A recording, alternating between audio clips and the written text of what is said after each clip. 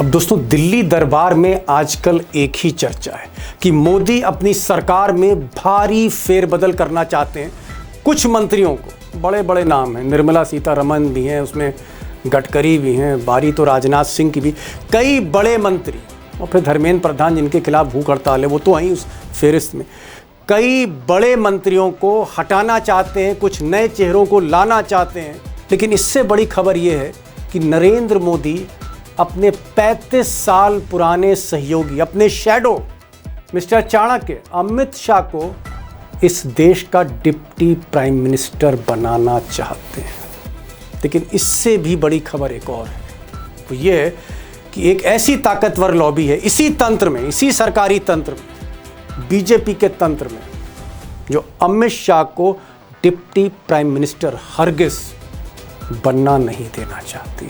यानी कोई ना कोई अमित शाह के रास्ते का रोड़ा बन रहा है और वो ताकतवर लॉबी है। अब इस पर तो मैं आगे खुलासा करूंगा ही, लेकिन एक बात मैं दोस्तों आपके सामने रखना चाहता हूं जो जानना बहुत जरूरी है कि नरेंद्र मोदी अव्वल तो किसी पर भरोसा नहीं करते, और जब भरोसा करते हैं तो फिर छप्पर फाड़ कर करते हैं। ये उनकी एक तरह से आप कह सकते हैं एक स्वभाव रहा है।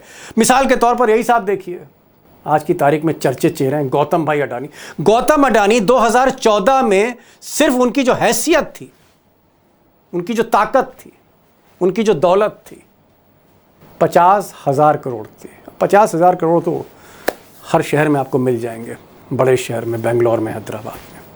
50,000 करोड़ की हैसियत गौतम अडानी की 2014 में थी। ये आंकड़े बताते हैं। और आज 2026 में जब मोदी 12 साल से प्रधानमंत्री हैं, तो ये जो 50,000 करोड़ का आदमी था, आज ये 20 लाख करोड़ का आदमी है। इतने कम समय में इतना बड़ा जंप, इतना आसमानी जंप दुनिया में किसी बिजनेसमैन ने अब तक नहीं लिया है। तो जो लाभ मोदी ने छप्पर फाड़ कर अडानी को दिया है, कुछ ऐसा ही इनको भी देना चाहते हैं। सच्चाई है।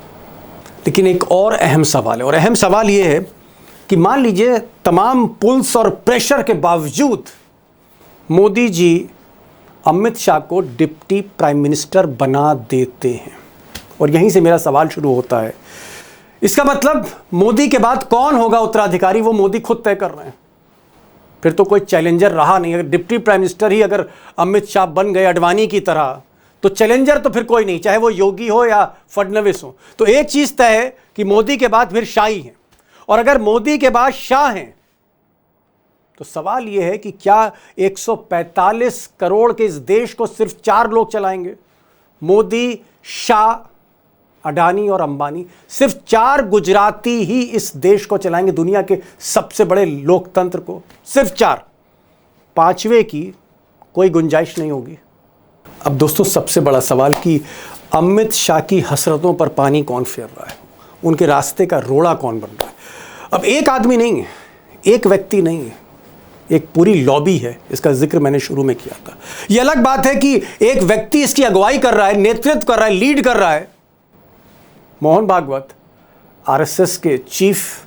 लेकिन मोहन भागवत के पीछे भी कई लोग हैं। उसमें राजनाथ सिंह भी हैं, उसमें नितिन गडकरी भी हैं, उसमें शिवराज सिंह चौहान भी हैं, उसमें कहीं ना कहीं नागपुर वाले देवेंद्र फडणवीस भी हैं, उसमें योगी आदित्यनाथ भी हैं, उसमें कई चेहरे हैं। बीजेपी के कई ताकतवर नेता हैं जो शायद खुलकर तो सामने नहीं आएंगे, और यह भी हो सकता है कि जो मोदी के अगेंस्ट ना हो, लेकिन शाह के अगेंस्ट है। मोदी से बैर नहीं, शाह की खैर नहीं। ये जो सोचने वाले लोग हैं, ये इस वक्त अपोज कर रहे हैं। उसके दोस्तों कई कारण हैं। मैं चाहता हूं कुछ कारण आपके सामने रखूं कि वजह क्या है कि क्यों अपोज कर रहे हैं Amit Shah as deputy prime minister of India.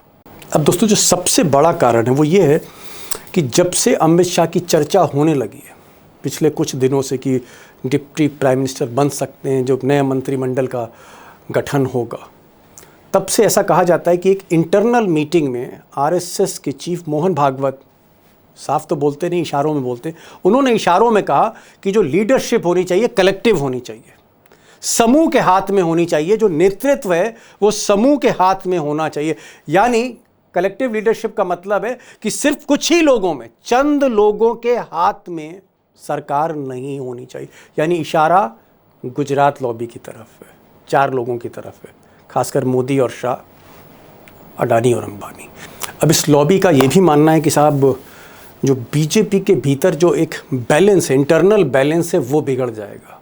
Regional balance तो बिगड़ेगा ही, कास्ट बैलेंस भी बिगड़ेगा, मतलब नॉर्थ साउथ का बैलेंस बिगड़ेगा, कास्ट इक्वेशंस बिगड़ेंगे।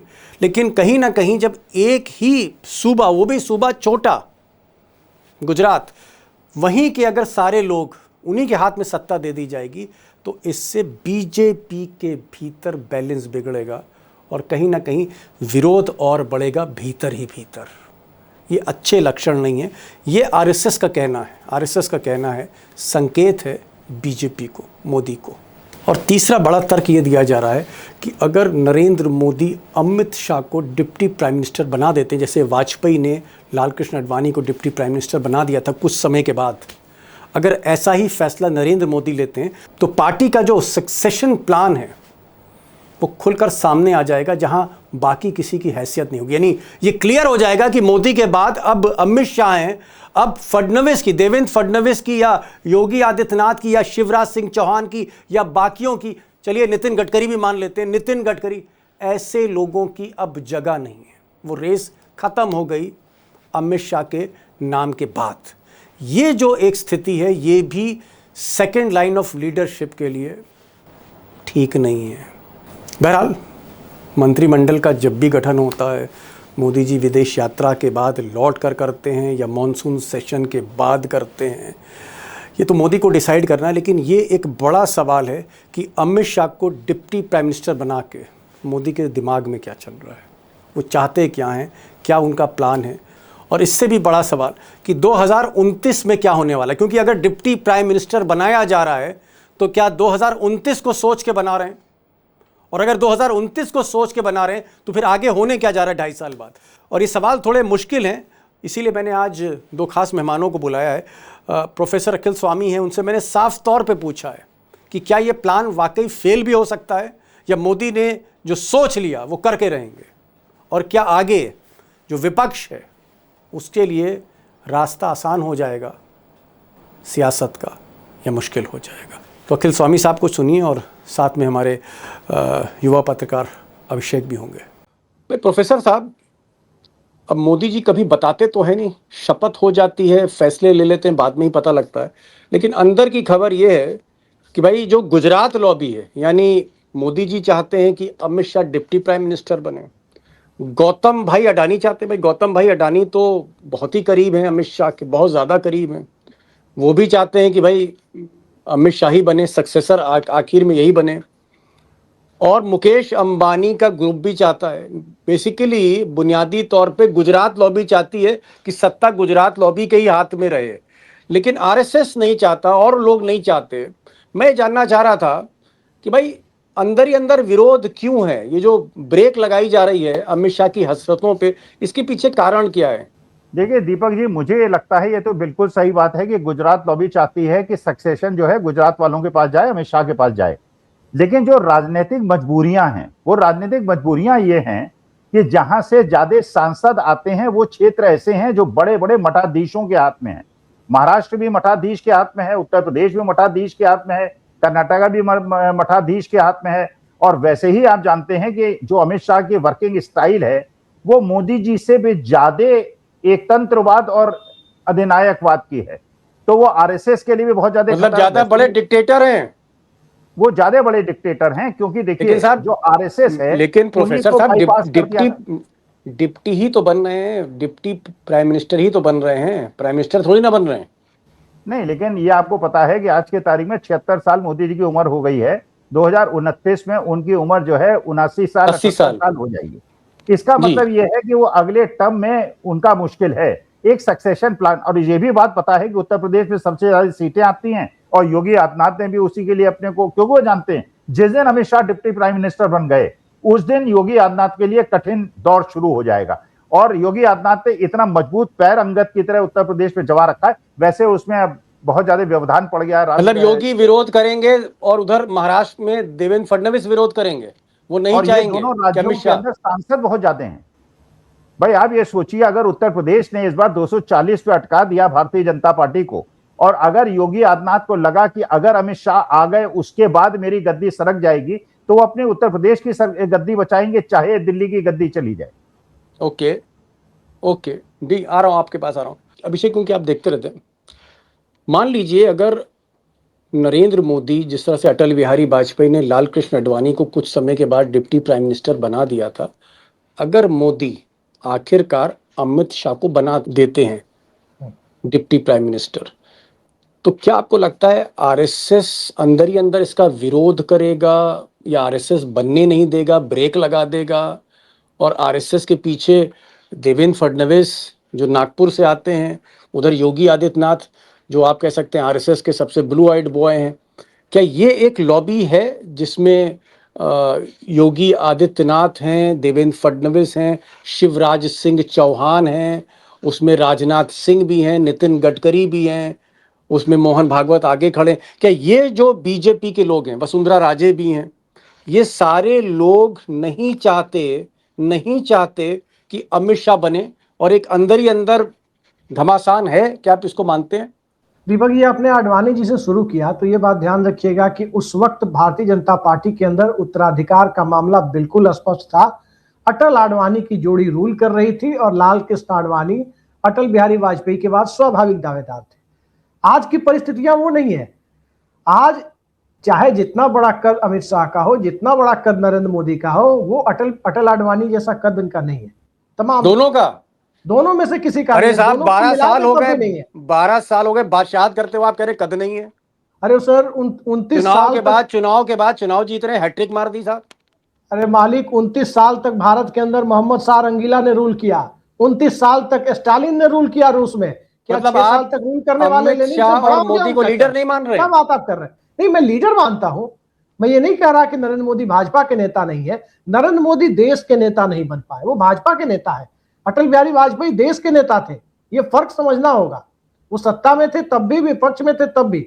आप आज का सवाल जो कह रहे हैं कि राजनाथ सिंह और बाकी मामले, एक सवाल आपने, एक चर्चा आपने और सुनी होगी, राजनाथ सिंह को राष्ट्रपति पद का उम्मीदवार बनाए जाने की। ये चर्चा क्यों हो रही है? ये चर्चा इसलिए हो रही है कि राजनाथ सिंह राष्ट्रपति पद के उम्मीदवार बन जाएंगे तो योगी आदित्यनाथ को 2 मोर्चों पर आसानी से मात दी जा सकेगी। पहला कि अगर राष्ट्रपति उत्तर प्रदेश से होगा तो प्रधानमंत्री उत्तर प्रदेश से कैसे होगा? उत्तराधिकार के मामले में काटने की कोशिश। अगर राष्ट्रपति राजपूत समुदाय से होगा तो फिर प्रधानमंत्री राजपूत समुदाय से कैसे होगा?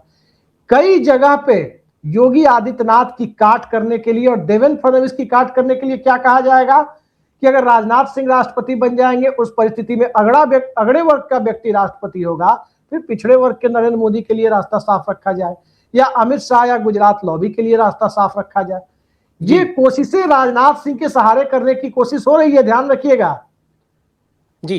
कहीं ना कहीं गुजरात लॉबी अपने हाथ में सत्ता रखना चाहती है। ठीक, बड़ा बड़ा सवाल कि गुजरात लॉबी अपने हाथ में सत्ता रखना चाहती। प्रोफेसर साहब, मान लीजिए deputy prime minister Amit Shah बन गए और मोदी के हटने के बाद वो जो है प्रधानमंत्री भी बन गए, स्वाभाविक है डिप्टी पीएम ही पीएम बनेगा। मैं एक चीज जानना चाह रहा हूं, इसका मतलब ये हुआ कि गौतम अडानी, मुकेश अंबानी, नरेंद्र मोदी और अमित शाह, बस यही 4 आदमी बचे इस देश में, इन्हीं के हाथ में सत्ता रहेगी, बादशाहत इन्हीं की रहेगी, 5वां नहीं होगा कोई? नहीं दीपक, यही प्लान है कंसंट्रेट करने का, a small group of people. जो 12 साल से चल रहा है इसकी गति और तेज हो जाएगी। ये चारों लोग जो हैं गुजरात के हैं, चारों वैश्य समुदाय से आते हैं। ओ माय गॉड, चारों वैश्य समुदाय से आते हैं। मैंने तो खैर जाति की निगाह से नहीं था, आपने कहा सब वैश्य ही हैं, बनिया क्लास है। ठीक है साहब, तो इसका मतलब यह है कि जो बाकी लोग, जो पहले कहा जाता था कि जनसंघ जो है वो बनियों की पार्टी है, भाई बाद में अपने जो सामाजिक बेस है उसको बीजेपी ने आगे बढ़ाया, इसलिए तो आगे बढ़ा। उन्होंने ओबीसी इसको लिया, उन्होंने दलितों को लिया, उन्होंने कांग्रेस के पंडित छीन लिए। तो अब ये बात देखिए, ब्राह्मण नहीं पूछेंगे क्या, ये ओबीसी नहीं पूछेंगे? जैसे राम जन्मभूमि ट्रस्ट के अंदर जो सारे मेंबर्स हैं उसमें एक भी ओबीसी है क्या? ओबीसी की जनसंख्या 65% है। तो सोशल इंजीनियरिंग करने वाले अगर 4 आदमियों के हाथ में सत्ता आ जाए, जो चारों गुजरात के हों, एक ही समुदाय से आते हों, तो सोशल इंजीनियरिंग बेस टूट नहीं जाएगा। नहीं, लेकिन इनकी मंशा क्या है? सारे संसाधनों पे पूरे देश पर इन्हीं का कब्जा हो, चारों का, जो 12 साल से है। नहीं, वो माने देखिए, वो तो चाहेंगे जो भी उनके हाथ में है उसको वो कंट्रोल में रखना चाहेंगे, क्योंकि वो जानते हैं अगर इनके हाथ से कंट्रोल छूटा उसके बाद परिस्थिति ऐसी हो जाएगी कि इनको छोड़ के भागना पड़ेगा। मैं एक एग्जांपल देता हूं, आज तो जैसे 2.5% मार्केट गिरा है, जिस दिन इनकी सरकार बदलेगी अडानी जी के शेयर 80% उसी दिन गिर जाएंगे। ओके। उनके शेयर प्राइसेस बढ़े ही इसलिए हैं, निवेशकों को पता है कि जब तक मोदी जी की सरकार है, जब तक गुजरात लॉबी की सरकार है, अडानी जी के शेयर्स में पैसा लगाने से फायदा है, क्योंकि नई नई इंडस्ट्रीज को टेक ओवर करेंगे, बिना पैसा लगाए करेंगे, सारी अर्थव्यवस्था, सारी इंफ्रास्ट्रक्चर उनके हाथ में होगा। लेकिन जिस दिन सरकार बदलेगी अडानी जी देश में उनकी कंपनियों का सत्यानाश हो जाएगा, ये सबको पता। चलिए, बात तो अमित शाह की कर रहे थे, लेकिन मामला गुजरात लॉबी पे आ गया, अडानी अंबानी पे आ गया। प्रोफेसर साहब, आप तो इकोनॉमिक्स के बादशाह हैं, मुझे एक चीज़ बताइए कि ठीक है, चलिए मान लिया भाई अडानी सबसे अमीर हो गए, अंबानी भी अमीर हो गए, है ना, दोनों लोगों के हाथ में 60-70% ऑफ इंफ्रास्ट्रक्चर है। लेकिन एक चीज़ मुझे समझ नहीं आती, देश को इस वक्त कारखानों की ज़रूरत है, मैन्युफैक्चरिंग की ज़रूरत है। मोदी जी इन दोनों दोस्तों को बताते नहीं कि भाई कुछ बनाओ, मैन्युफैक्चर करो। एक भी आदमी से कुछ मैन्युफैक्चर नहीं करता। अब मुकेश अंबानी, उनके पास तेल की आड़त है, बाहर से तेल लाते हैं, क्रूड ऑयल, उसको रिफाइन करते हैं, एक्सपोर्ट कर देते हैं। और यही हाल अडानी साहब का, जो इंफ्रास्ट्रक्चर है, पोर्ट ले लिया, एयरपोर्ट ले लिया, बड़े बड़े ठेके ले लिए। ये लोग मैन्युफैक्चर क्यों नहीं करते? मैन्युफैक्चरिंग से दोनों क्यों भाग रहे हैं गुजराती? देखिए दीपक जी, मैन्युफैक्चरिंग करने में पसीना लगता है, पसीना बहता है, मेहनत करनी होती है। ये लोग चीन से आयात करते हैं और यहाँ पे उसमें अपना ठप्पा लगा के उसको बेचते हैं, इसीलिए तो चीन से आपका आयात बढ़ता चला जा रहा है। बड़ा सिंपल काम है, चीन में बनवाओ, यहाँ पे आयात करो, अपना ठप्पा लगाओ और 1.5 गुने दाम पे बेच दो। मैन्युफैक्चरिंग में लेबर अच्छा, इसीलिए एमएसएमई को बर्बाद किया गया। मतलब टाटा बिरला बेटर थे इनसे, अंबानी से और अडानी से? ऑब्वियसली, देखिए केवल टाटा बिरला की बात नहीं है दीपक जी, आज से 12 साल पहले देखिए हमारे देश का एमएसएमई कितना फल फूल रहा था। एमएसएमई को आगे बढ़ाया जाता था इसलिए कि एमएसएमई एम्प्लॉयमेंट देता था। एक दिन अगर एक डाटा आप दीपक जी निकाल लीजिएगा, जो छोटे उद्योग हैं, टोटल मार्केट कैपिटलाइजेशन कितना है, कितना एम्प्लॉयमेंट देते हैं और कितना इनकम टैक्स देते हैं। इनका इनकम टैक्स और एम्प्लॉयमेंट का डाटा इतना डिटोरिएटेड होगा क्योंकि इनके यहां मैन्युफैक्चरिंग है ही नहीं। छोटे छोटे, बल्कि इनसे टाटा वाले जो हैं उनका इनकम टैक्स भी बहुत ज्यादा होगा, एम्प्लॉयमेंट भी बहुत ज्यादा। आप कह रहे, मोदी जी ने कहा तो है कि अडानी साहब हेलीकॉप्टर बनाएंगे, फाइटर जेट बनाएंगे, क्या बात कर रहे हैं आप? स्पेस नहीं क्राफ्ट बनाएंगे जी। वो तो इसलिए बनाएंगे कि इजराइल से टेक्नोलॉजी मिल जाएगी, अडानी जी को पूरा एकाधिकार दे दिया जाएगा। अभी तक एचएएल जो काम करता था, एचएएल भी कल हो सकता है कि अडानी जी को दे दिया जाए। वो तो सारे के सारे जो ऐसी जगह हैं जहां वैल्यू एडिशन बहुत ज्यादा है उनको दे दिया जाए। लेकिन आज के तारीख में जितने भी एसेट उन्होंने टेक ओवर किए हैं, या स्वामी रामदेव ने एसेट टेक ओवर किए हैं, जो ऑलरेडी एग्जिस्टिंग ऑर्गेनाइजेशन है उनको टेक ओवर किया है। हमारे को ऐसे लोगों की आवश्यकता है, ऐसे एंटरप्रेन्योर्स की आवश्यकता है, न्यू जनरेशन एंटरप्रेन्योर्स की आवश्यकता है, जो ग्रीन फील्ड लेवल से इंडस्ट्री को बढ़ाएं और उसको बड़े स्तर पर। अभी राहुल गांधी ने जो इंस्पेक्शन किया है वहां पे बस बिल्डिंग का जो उन्होंने कारखाना दिखाया एमएसएमई का, वो लड़के कह रहे हैं, हमारे इंजीनियर्स कह रहे हैं, वॉल्वो को जितना गवर्नमेंट ऑफ इंडिया सपोर्ट कर रही है अगर हमको कर दे तो हम वॉल्वो बन सकते हैं। लेकिन उनको पीछे हटा देते हैं और वॉल्वो को आगे बढ़ा देते हैं। ठीक है, ठीक है, बड़ी बात आपने कही। आपने कहा कि साहब अडानी भले ही दोस्त हैं, खरबोपति हैं, मुकेश अंबानी उनसे अमीर कोई आदमी नहीं है पूरे दक्षिण एशिया में, लेकिन ये लोग कुछ मैन्युफैक्चर नहीं करते, मार्केटिंग करते हैं और या फिर तेल का इंपोर्ट एक्सपोर्ट करते हैं, ये सब काम करते हैं, लेकिन मैन्युफैक्चरिंग नहीं करते। टाटा बिरला महिंद्रा या बाकी जितने उद्योगपति हमारे देश में रहे। एक आखिरी सवाल अभिषेक आपसे पूछना चाह रहा हूँ, आपको क्या लग रहा है कि अगर 2029 का जो चुनाव है, अगर ये मोदी जी ने जीत लिया, मान लीजिए जीत लिया, तो फिर गुजरात ही लॉबी है इस देश का फ्यूचर। फिर पावर मतलब ये 4 आदमी होंगे, 5वां नहीं होगा फिर कोई।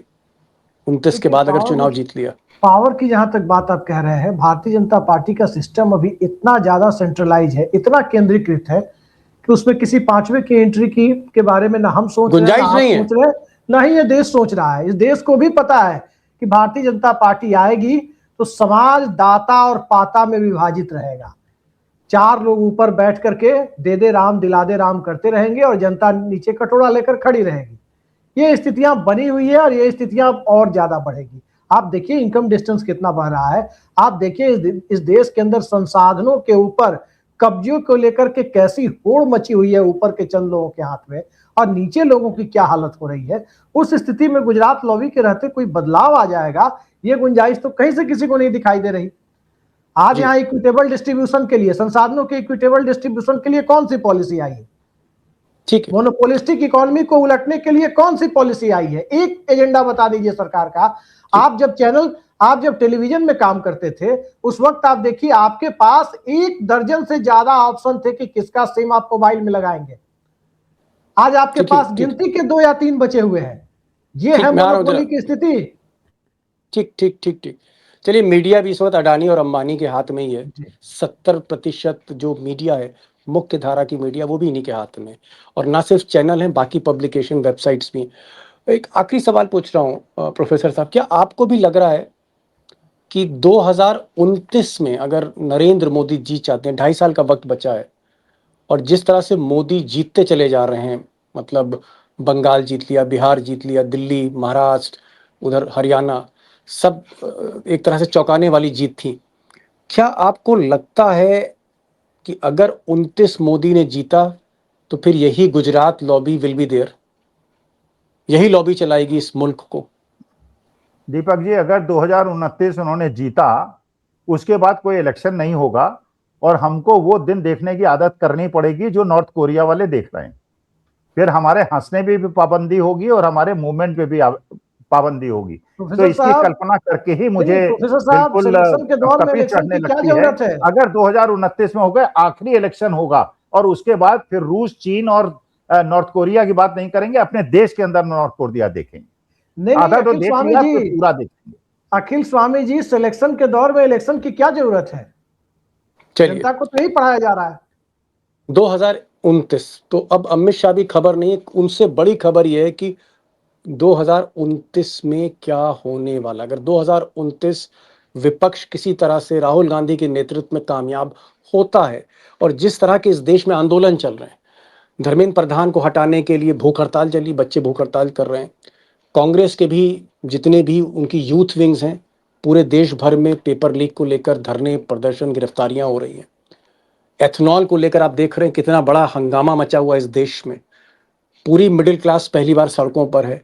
और उधर अगर आप अयोध्या की तरफ रुख करते हैं या फिर बद्रीनाथ की तरफ पहाड़ों पे जाते हैं, देवभूमि में, तो मंदिरों से चंदा लूटा जा रहा है। और वो लोग लूट रहे हैं जिन्होंने मंदिर बनाया था, जो मंदिर की राजनीति कर रहे हैं। तो स्थितियां बहुत अच्छी नहीं, और अंतर्राष्ट्रीय स्तर पे तो स्थिति इतनी ज्यादा विचलित करने वाली है कि कहीं भविष्य दिखता नहीं। ना भारत जो है वो अमेरिका के साथ पूरी तरह खड़ा हो पा रहा है, और ना ही रूस, चीन, ईरान के साथ खड़ा हो रहा है। यानी किसी भी उसमें भारत की जो है एक अहमियत नहीं बची है। कुल मिलाकर स्थितियां बड़ी खराब हैं, लेकिन इसके बावजूद भी अगर मिस्टर मोदी 2029 में आते हैं तो फिर एक चीज क्लियर है, अमित शाह के डिप्टी प्राइम मिनिस्टर बनने के बाद, कि सब कुछ गुजरात लॉबी के हाथ में, मुट्ठी में होगा। और वैसे भी नारा दिया था धीरू भाई अंबानी ने, कर लो दुनिया मुट्ठी में, उनके बेटे ने। तो यही हाल होगा, कर लो भारत मुट्ठी में। Thank you so much Abhishek, आप आए, प्रोफेसर साहब आप आए। Thank you so much both of you for joining this programme.